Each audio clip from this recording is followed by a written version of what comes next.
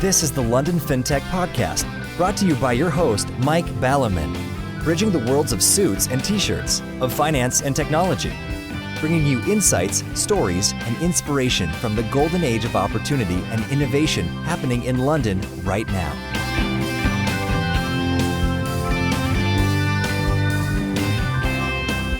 Hi, this is Mike Ballerman, and this is the London Fintech Podcast, episode 191, brought to you in association with Smart and enlistedboard.com. And I'm delighted to be joined today by Ravi, Jakhodia, CEO and co-founder of Coupay, to talk about how fintech can serve microbusinesses. In this context, those firms with less than 5 staff or 150,000 turnover.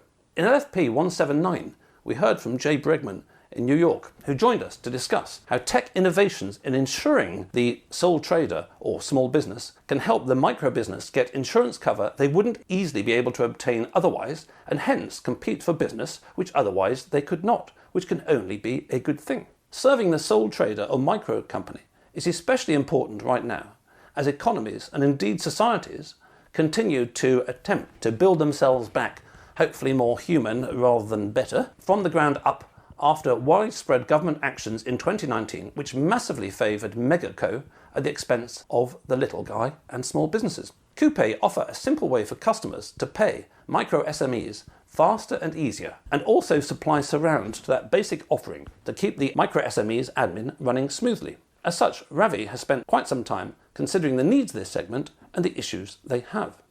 Plenty to talk about, so let's get on with the show. Good morning, Ravi. Thank you for joining me on the show today. Good morning, Mike. Pleasure to be here. Thanks for having me.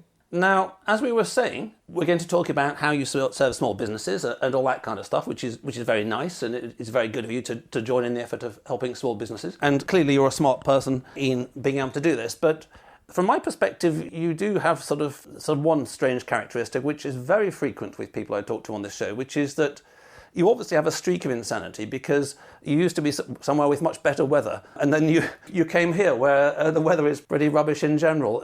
I'm reminded of the Hitchhiker's Guide to the Galaxy back in the day in the 70s, where they were talking about there were lots of people going from point A to point C, and a lot of people going from point C to point A, and people at point B in the middle wondered what was so good about point C that people from point A wanted to go to point C, but what was so good about point A that people from point C wanted to go to point A. We'll come back to that, but in terms of interesting places and linking into my intro about the crazy/catastrophic last 18 months of many government actions. You did your MBA, I believe, in a part of the world which is absolutely poster child for the data-driven folks around trying to work out what's going on at the moment, namely Uttar Pradesh, the very popular state in North India, which has a population something like, I think, 2/3 of the American population, so hell of a large, the largest state. And apart from the weather, which you can tell me about, which actually, being so far north, probably does vary a bit over there, but it has this amazing thing, which is, in a rational world, which we clearly don't live in a rational world, this will be shouted from every rooftops on every TV programme, which is Uttar Pradesh has basically virtually eliminated COVID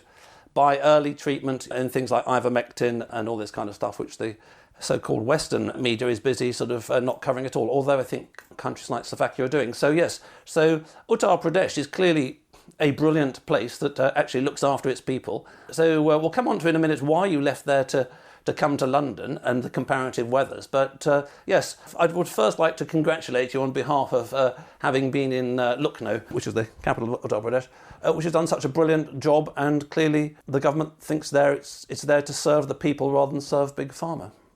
That was a long intro, actually. Yeah, so I can't take any credit for what the government is doing. Oh, no, take credit. In Lucknow. But I think here's another interesting fact for you. The one other thing Lucknow is really famous for are the kebabs. And apparently the kebabs melt in the mouth. Unfortunately, I never had the pleasure to taste it because I'm a vegetarian. So that's one of my regrets in life. But there you go, another good thing. I think the reason I came here was What was the weather like? More important topics first. As I'm British, I always talk about the weather. And there's nothing else more interesting. You would be shocked and appalled, Mike, because when I came to London, I was like, what's the fancy about sun? why do you want to go out in the sun? It's horrible. because in Lucknow, you get temperatures like close to 50 degrees, and essentially you'll get burned in the sun. So we would always run away from sun. And coming to London, I was like, people are going mad here. What are the low temperatures, lowest in winter? So lowest, it gets cold as well. So I think lowest would be about 5 degrees, 4 or 5 degrees at night. That's a hell of a range then, some 50 degrees over the year. Yeah, so you need to spend on both air cons and heating, unfortunately. Interesting. And I've lost track of things like monsoons from various directions. But that far north, do you still get monsooned quite a lot? You get it in every part of India. You can't escape it. And it's beautiful. It's just nature. You get woken up by nature really in that 1 month. You just see the power of nature. I love monsoons. Yes, so people have come from places like you, or actually Singapore's and Malaysia, where I've spent more time. They certainly do say that one of the things they enjoy about this climate is that it's actually quite moderate. But vice versa, I mean, human beings, going back to people from A liking C and C liking A, human beings, of course, completely perverse creatures. Yes, so you didn't want to take credit for the performance of the government. I mean, you say it's famous. It's also famous over here, but for a siege back in the day of Lucknow, which lasted for 18 months. So that's another story. Anyway, you were MBAing in Lucknow. So what made you come here, other than maybe it was the weather after all? Well, perhaps it was the weather, but I would be lying. I think for me and my wife, both from the same culture in India, and India has different cultures. We always saw life from a certain cultural perspective. And we had the strong urge to just go to a very, very different culture where we could see the world from a completely different perspective. And what cultural perspective is that then? So it's just, I think the point was just a different perspective. So I was born and brought up in Kolkata, but still, part of the same community and culture, and then moved around India a little bit. But then we wanted to move to a Western culture just to see how the worldview is from the Western perspective. And we identified, it was very funny, we identified some English-speaking cities that we could go to. So at least we can understand people's language. And obviously London was top of the list, alongside New York, I think, back in the day. But I'm glad that we landed up in London, because I think this is far more beautiful than New York any day, despite the grey weather that you moan about. Well, I think you'll find that the British just moan non-stop anyway, actually. And actually, it's even gone beyond moaning now, because we're like a senile old parent whose bad child has taken over. So we've got this American wokest desire to beat ourselves up and say how we're completely terrible. I mean, the recent high watermark on that I saw recently was that the Iron Bridge Trust, the museum of where the Industrial Revolution started, has now got captions over its thing saying, oh, the British are terrible because we invented the Industrial Revolution and that destroyed the world. And oh my God, I'm talking about not wanting to take credit for your government's thing. Any opportunity that modern wokist institutions have to beat up our ancestors who worked very hard, like everyone's ancestors around the world centuries ago, to try and get a slightly better world for their children, and they're now getting beaten for it. So that's crazy. So in terms of coming to London, what made you then want to start up a fintech, and what made you in particular choose this micro SME segment? So maybe you'll tell us a little bit about your career journey from MBAing onwards. I think I've had diverse experiences. So started my life with consumer goods, did marketing innovation for most of my career. That was really exciting. Launched brands in Europe, Africa, worked in global roles. But I saw how technology was changing our lives the way I could not. And I got fascinated by it. I didn't want to be a user of that change. So 2014, I decided to quit my corporate career, did my first startup in India, did that for about 5 years. And that was in connected vehicles. So there you go, completely different sector. Had a painful first year of learning curve, but I think we did well. We launched the first connected car in India with Honda. And the connected car is? Connected car is, back in the day, it was a basic form of basically connecting your car with your mobile and ensuring that as an owner and a driver, you kind of are on top of your car, and a lot of chauffeur-driven cars in India as well. So that was another big use case. But also for the car manufacturer to understand how their vehicles are performing, and the service center. So it's all connected ecosystem around the car. And I got a successful exit from there, and then we moved to London. I think the reason I started a small business is quite interesting. I come from a family where pretty much everybody has a business, mostly micro and small. When I was 19 years old, my dad would send me to collect late payments from his customers. and I had to go in person in Calcutta because those days there was no email or internet. It was a very interesting experience, as you say it here in UK. And I think life has come full circle for me in that respect, because now I'm helping small and, more importantly, micro businesses get paid faster and better. Ah, interesting. I like the story and the journey you've taken to get here. So that leads quite nicely into our main course in terms of how in the sector that you're in more broadly, how you and many other firms are trying to help the little guy, which of course I love, as it seems that the whole system is increasingly tilted towards the global oligarchs and the mega companies, and small business is never easy to do. So you talked about Calcutta. I mean, over here, probably when you were going around collecting debts, how micro businesses of less than 5 people would have got paid is probably very often in cash, or they would sort of, decades ago sent an invoice in the post and got a check back and cashed the check in pre-internet-y days. And then this thing called the internet, it kind of came along in the 90s, and I think PayPal was the first. And so maybe you can take the story forwards from the sort of the internet arrives, and then how that has slowly been transforming payments in general, and then in specifically the micro SMEs.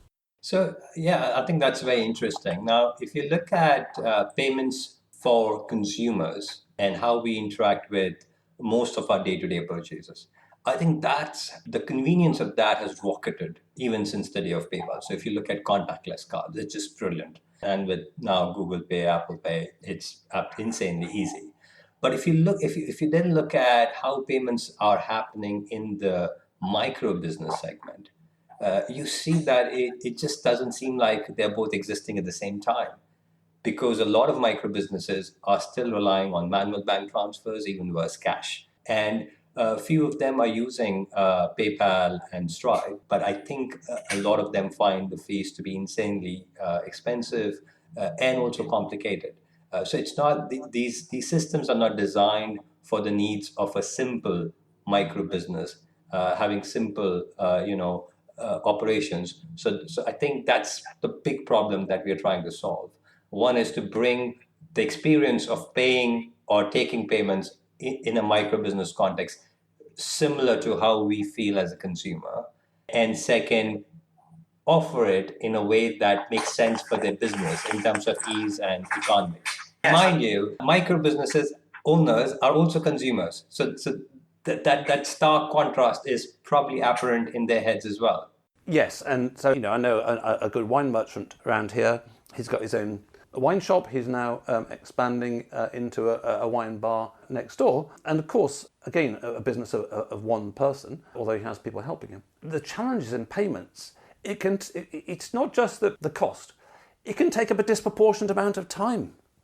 You've got to buy lots of wine, you've got to sell the wine, he sells some online and all this kind of stuff. And so the administration required to keep, I don't know how many bottles he sells a month, flowing in and flowing out. It's a huge overload and burden if you're a sole trader, or as you say, you're one or two traders. Because when you're that scale, you can't afford like a bigger company. Let's say Coupay, a couple of years' time is 100 people. Well, you can certainly afford one person to keep track of all the paperwork and invoicing. But when you're a little guy, it's so important to be doing the bloody business and minimizing the administration time. And I think you touched upon something which is a fabulous insight, which that these micro businesses don't sell on one platform. Generally, they sell on multiple platforms.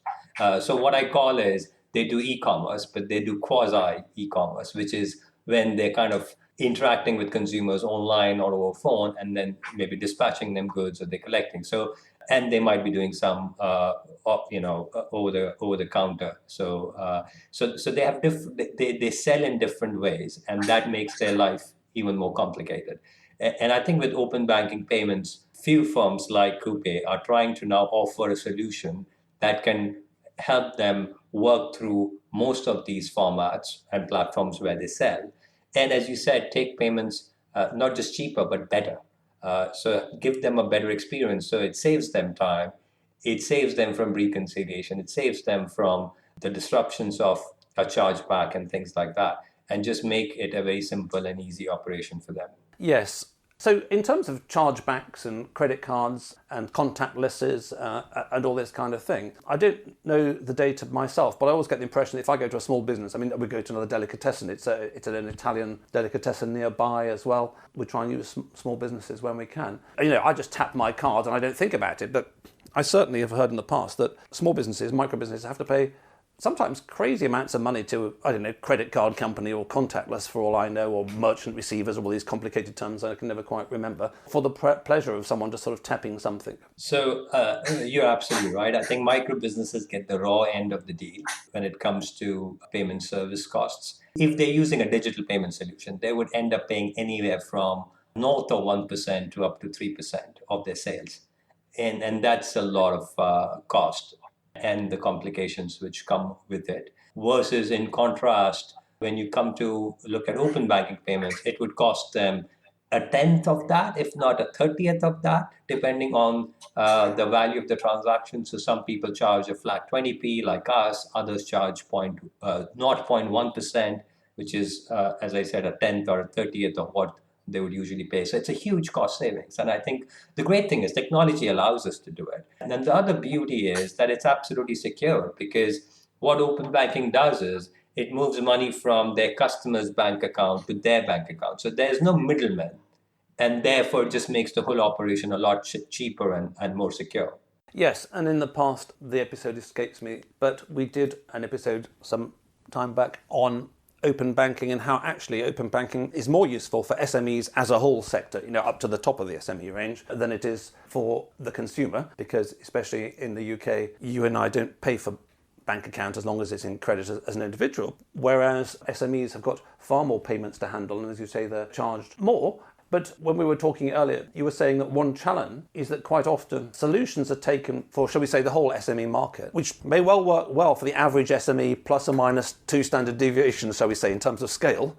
But at the tail of that, and certainly at the small end, don't work so well for the micro business. So in that regard, how would you see the difference between the solutions aimed at, quotes, SMEs in general, and the kind of solutions that are necessary for the micro business? I think that's the reason why this is such an exciting space to be in right now. And that's why companies like Coupay are spearheading this change. If you look at in the past, most digital solutions were designed for the medium businesses. And then they were pushed down to the small businesses. Now, these solutions and the needs of medium and small businesses are very, very different from a single person micro business. Now, what has changed, I think, and more so with COVID, is you have a huge number of micro businesses, people starting their side hustles, people getting into freelancing or selling services or goods which are based on their passion. And this has created, there are statistics which says 1 in 5 of us now have a side hustle. So the quantum of micro business have increased, and it's a huge white space because the solutions are not designed for them.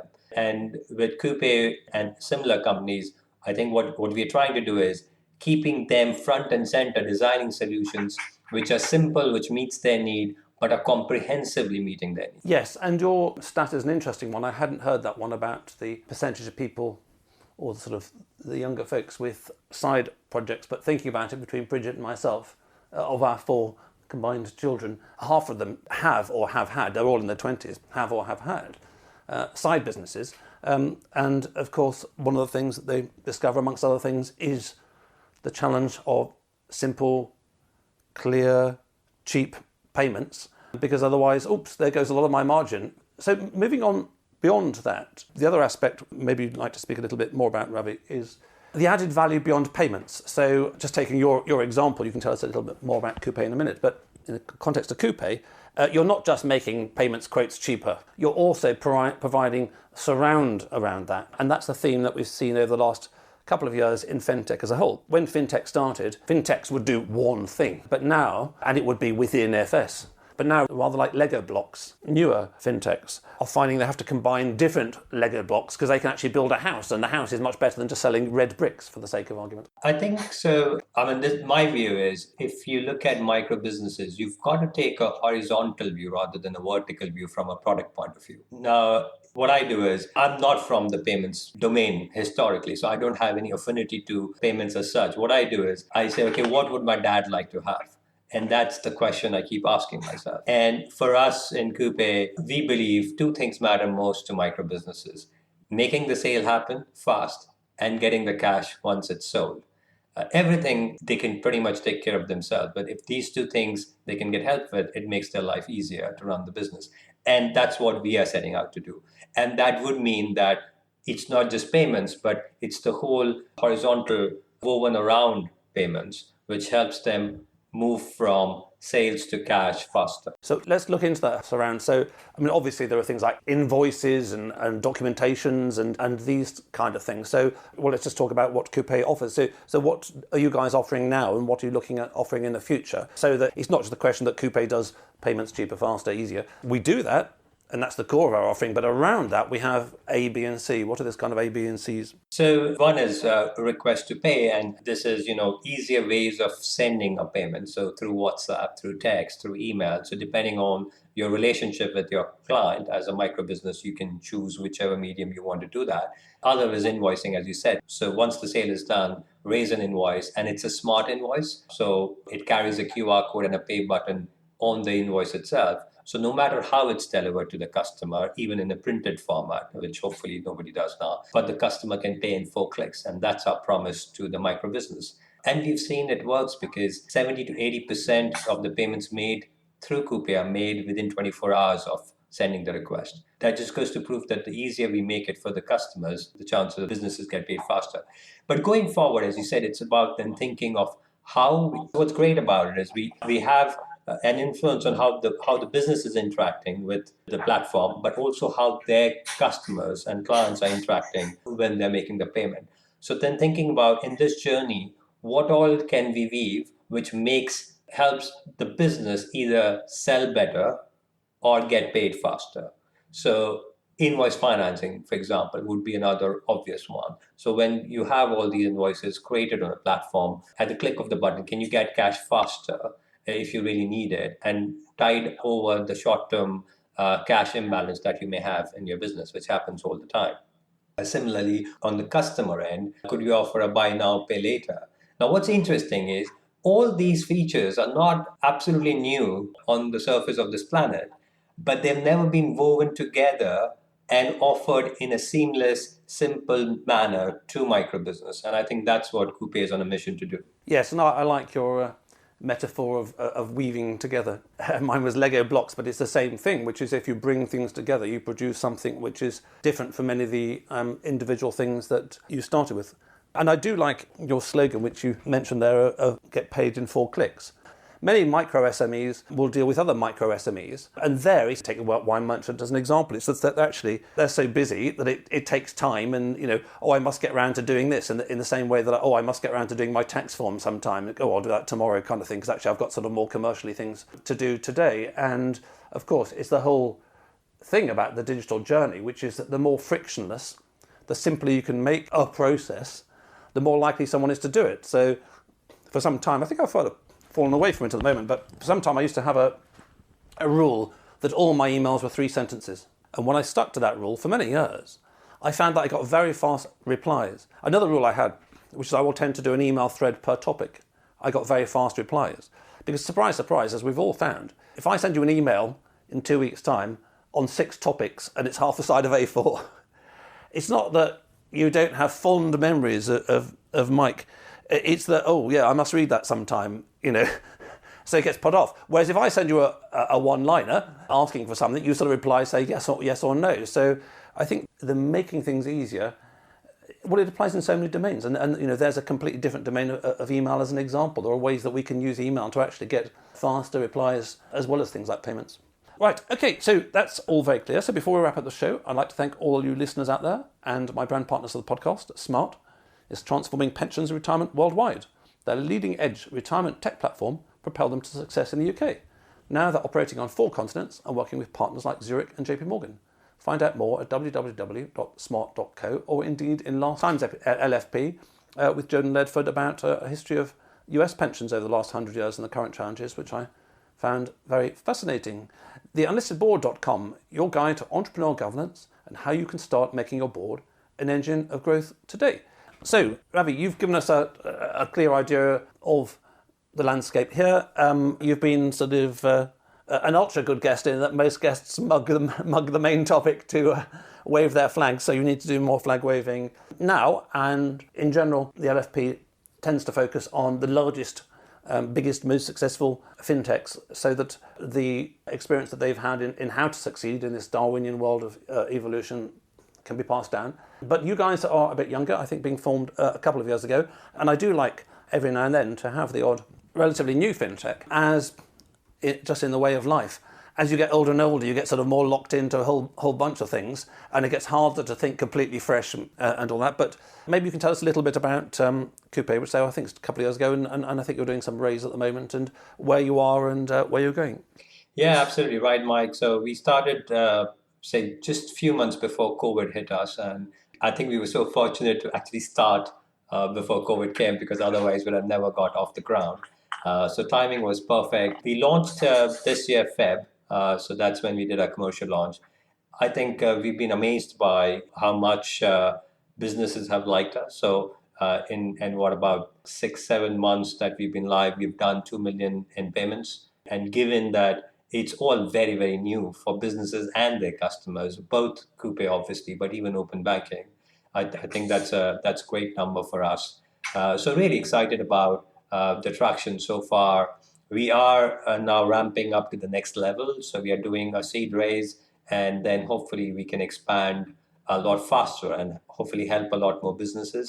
We would also then look out for getting and attracting the right talent, so that we have the right team to deliver the mission that we have our eyes on. So yeah, really looking forward to the future. And there are about, as I said, 1 in 4 of us doing a side hustle. So that's about 15 million micro businesses here in UK, and then Europe and other parts of the world where open banking has already got in. So it's exciting. It's huge in terms of the vision. Lots to do, way less time. And how much are you raising?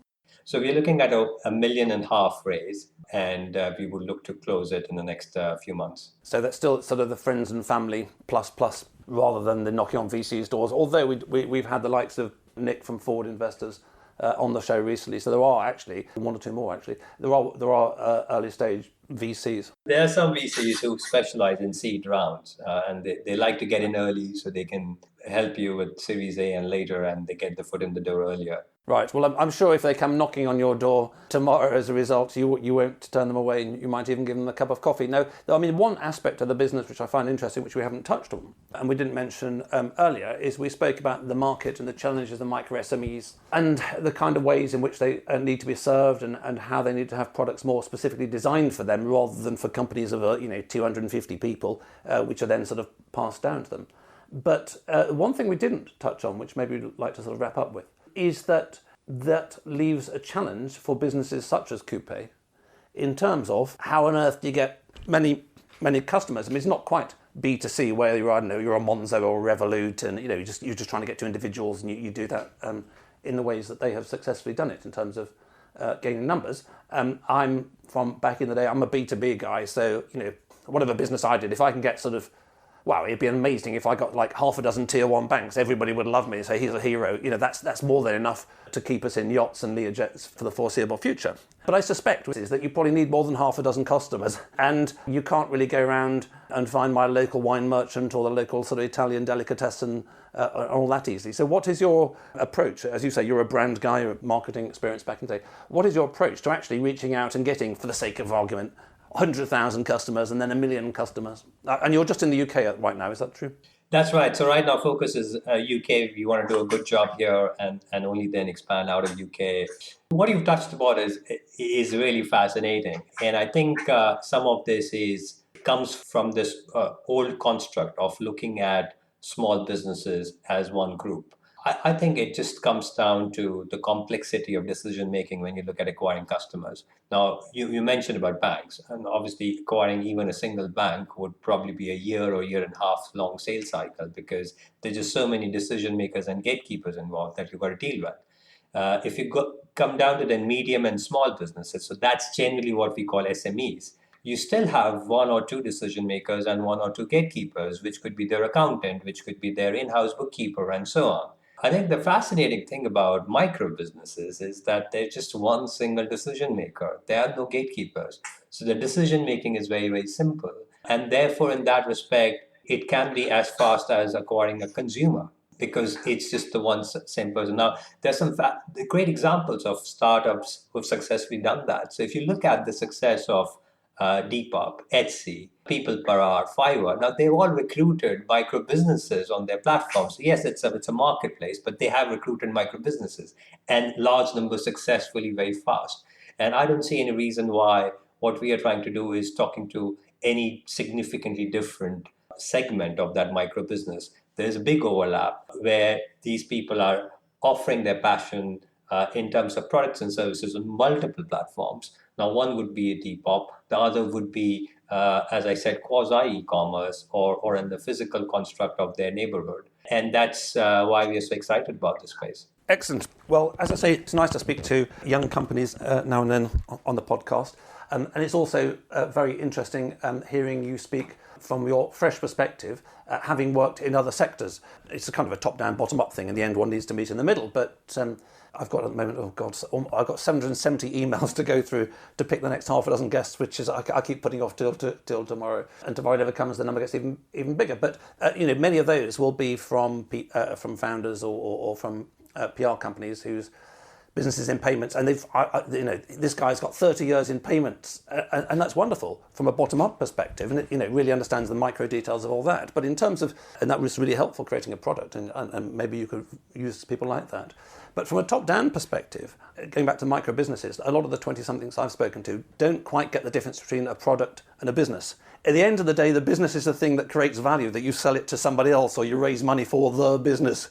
And there's a difference between the business and the product. But that's something that you clearly don't need to be taught, as you had plenty of experience as a founder before, but also in different sectors. And I like the fact that it's a rare example, actually, when I ask people on the podcast, you pick examples from totally different sectors, which you look to for sort of trigonometry and reference and how to find stars in the sky and all that kind of stuff. And as you say, there are a lot who have succeeded there. So I wish you every success on your journey, Ravi. I hope in, say, 5 years' time that you've become a mega company and mega Coupay, and you will come on back on the show and tell us how you did hundreds of companies around the world, and including India. You said how you can help your father.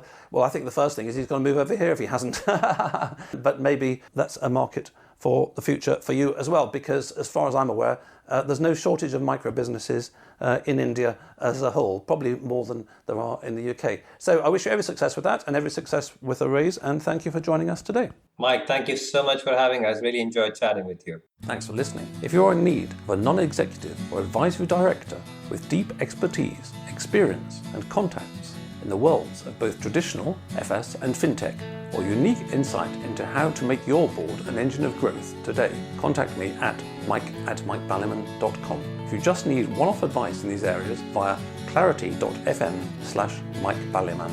We could sit in a band there all day, watching the firelight dance, watching the firelight dance. We could walk in the mountains before dawn, watching a happy moon ride, watching a happy moon ride.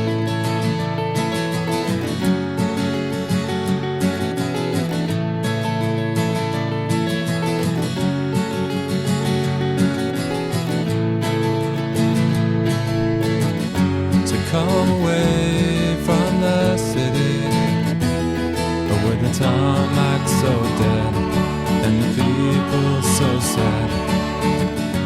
Come away from the city, with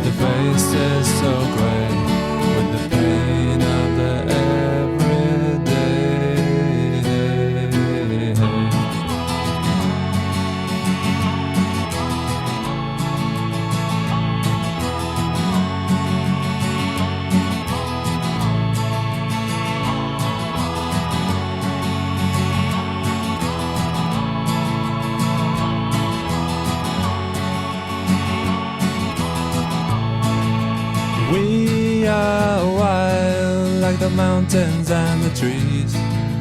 Can you see what I mean? Can you see what I mean? When we fade in between the earth and the sky, kiss the city goodbye, wave the city goodbye, wave the city goodbye, wave the city goodbye. Watch the firelight dance with me, watch the firelight dance with me, watch the firelight dance with me, watch the firelight dance with me, watch the firelight dance with me, watch the firelight dance with me, watch the firelight